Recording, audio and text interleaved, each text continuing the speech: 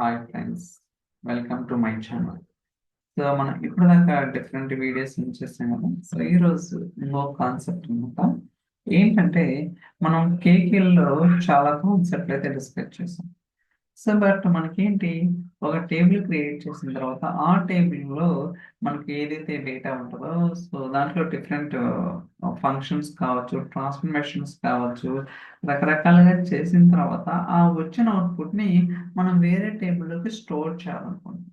Okay, so అలాంటి కేసెస్లో ఏంటి అనేది కూడా, సో మనకి కొన్ని కేసెస్లో ఎస్పెషల్లీ నేను రియల్ టైంలో మనకి ఖచ్చితంగా, ఓకే, రీసెంట్గా నాకు ఇలాంటి రిక్వైర్మెంట్ అనేది ఒకటి వచ్చిందనమాట. Okay, one of my student అడిగాడు అనమాట. సో నేను అన్ని ట్రాన్స్ఫర్మేషన్ చేశాను, బట్ ఈ వచ్చిన అవుట్పుట్ నేను వేరే టేబుల్లోకి ఎలా స్టోర్ చేయాలని అడగటం జరిగింది. సో దానికోసం సింపుల్ అనమాట, పెద్ద కాంప్లెక్స్ ఏముండదు. Let's try to understand. Okay, నేను ఇక్కడ ఒక ఎంప్లాయ్ టేబుల్ క్రియేట్ చేస్తున్నాను. ఇక్కడ employee ID, name, salary, location, feedback, ఇలా మనకి మల్టిపుల్ కాలమ్స్ అనేది ఈ టేబుల్లో ఉన్నాయి. ఫస్ట్ క్రియేట్ చేద్దాం. ఓకే, సో మనకి టేబుల్ అనేది సక్సెస్ఫుల్ గా క్రియేట్ అయిందనమాట. చాలా చాలా ఫాస్ట్ ఉంది. So within fraction of seconds లో క్వైరీస్ అనేది ఎగ్జిక్యూట్ అవుతున్నాయి. ఓకే, సో అలానే కొంత డేటా కూడా ఇంజెస్ట్ చేస్తున్నాను. అలా స్టార్ట్ అవుతుంది. ఓకే, సో ఇప్పుడు ఏదైతే టేబుల్లో డేటా ఉందో లేదో చెక్ చేద్దాం. మీరు చూస్తున్నారు employee ID, name, salary, location, feedback. Okay, మనకి 4 రికార్డ్స్ ఉన్నాయి. అలానే సో మనకైతే 5 కాలమ్స్ ఉన్నాయి అన్నమాట. ఇప్పుడు ఇక్కడ సో మీరు అబ్జర్వ్ చేస్తే నేను సో ప్రాజెక్ట్ అనే ఆపరేటర్ ద్వారా, అలానే కేస్ స్టేట్మెంట్, ఇలా రకరకాలుగా చేశాను అనమాట. మీరు చూడొచ్చు. ఎగ్జిక్యూట్ చేద్దాం. So employee ID, name, salary, location, whatever it is. Okay, అంటే రకరకాల ట్రాన్స్ఫర్మేషన్స్ అన్ని యూజ్ చేసుకుని ఒక అవుట్పుట్ అనేది డెరైవ్ చేయడం జరిగింది.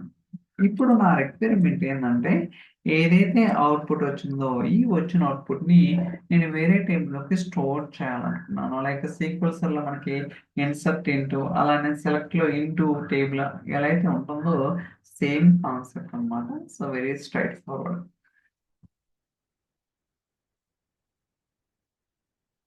ఓకే, మీరు ఇక్కడ చూస్తే సెట్. ఓకే, సో మీరు ఏదైతే టేబుల్లోకి లోడ్ చేయాలనుకున్నారో ఆ టేబుల్ నేమ్ అనేది స్పెసిఫై చేయండి. సెట్ ఆర్డర్ సమ్మరీ అనేది టేబుల్ అనమాట. Let's try to run this one.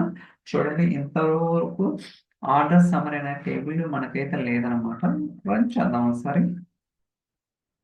చూసారా, ఆర్డర్ సమ్మరీ టేబుల్ వచ్చింది, బట్ డేటా వెరిఫై చేద్దాం. ఓకే, చూసారు కదా. సో ఎంప్లాయ్ ఐడి, నేము, శాలరీ, నేమ్ చెక్. అంటే ఏదైతే మనం ఇందాక అవుట్పుట్ వచ్చిందో ఈ వచ్చిన అవుట్పుట్ ని సో మనం ఈ టేబుల్లోకి స్టోర్ చేయడం జరిగింది. ఫర్ ఎగ్జాంపుల్ నేను మళ్ళీ రన్ చేస్తాను. Okay, I'm trying to run one more time. So ఏం జరుగుతుందో చూద్దాం. ఏమొస్తుంది, request is invalid, cannot be proceed అంటుంది. ఓకే, మనం ఏదైతే ఈ క్వైరీ అనేది రన్ చేయడం జరిగిందో అది రిక్వెస్ట్ ప్రాపర్ గా లేదు అని చెప్తున్నాం అనమాట. Okay, so correct only. So అలానే ఇక్కడ set or replace. Okay, so ఇందాకేంటి ఓన్లీ సెట్, బట్ ఇక్కడికి వచ్చేసరికి సెట్ ఆర్ రీప్లేస్. అంటే ఇది ఏం చేస్తుందంటే ప్రతిసారి ఎగ్జిక్యూషన్ చేసినప్పుడు ప్రీవియస్ డేటా ఏదైతే ఉందో అది ఎరేజ్, లేటెస్ట్ డేటా ఏదైతే ఉందో అది మాత్రమే వస్తుంది అనమాట. లైక్ సో రీప్లేస్ లాగా. ఓకే, సో మీ అందరికీ తెలుసు రీప్లేస్ అంటే ఏంటి, అటెండ్ అంటే ఏంటి. ఇది క్వైట్ జనరల్ గా మనం పవర్ క్వైరీ కావచ్చు, ఫ్యాబ్రిక్ లో డేటా ఫ్లో జంతువులు, ఇవన్నీ మనం రెగ్యులర్ గా యూజ్ చేసి అనమాట. ఓకే, చూడొచ్చు సెట్ ఆర్ రీప్లేస్. సో నేను కొత్త టేబుల్ క్రియేట్ చేస్తున్నాను, ఈఎంపీ డేటా ఇన్ఫో. చూద్దాం. Okay, success. చూడొచ్చు ఈఎంపీ డేటా ఇన్ఫో వచ్చింది కదా. అలానే డేటా కూడా వెరిఫై చేద్దాం. ఎన్ని రికార్డ్స్, 4 రికార్డ్స్ వచ్చినాయి. ఫర్ ఎగ్జాంపుల్ ఇప్పుడు మళ్ళీ రన్ చేస్తున్నాం. చూడండి, ఇది set or replace EMP data info. Let's try to run this one. ఏమైనా ఎర్రర్ వచ్చిందా? ఏమీ రాలేదు. ఓకే, ఇప్పుడు డేటా చూద్దాం.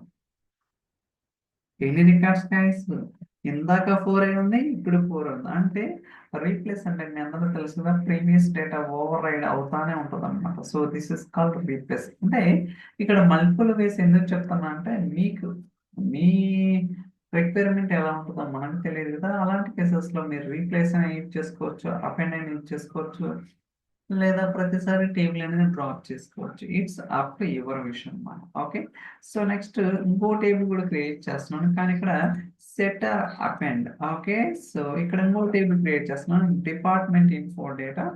చూద్దాం. Okay, success. చూడొచ్చు డిపార్ట్మెంట్ ఇన్ఫో డేటా.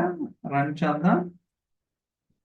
ఎన్ని రికార్డ్స్ ఉన్నాయి? 4 రికార్డ్స్ ఉన్నాయి. ఇప్పుడు మళ్ళీ రన్ చేస్తాం. ఓకే, అంటే ఇప్పుడు సెకండ్ టైం రన్ చేసినప్పుడు ప్రీవియస్ డేటా అనేది ఓవర్ రైడ్ అవుతుందా, లేకపోతే ప్రీవియస్ డేటా అనేది ఈ లేటెస్ట్ రన్ కి యాడ్ అవుతుందా లేదా చూద్దాం. Okay, so done. ఎన్ని రికార్డ్స్ గైస్? 8. అంటే ప్రీవియస్ డేటాకి అపెండ్ అవుతుంది. ఇంకోసారి రన్ చేద్దాం టెస్టింగ్ పర్పస్.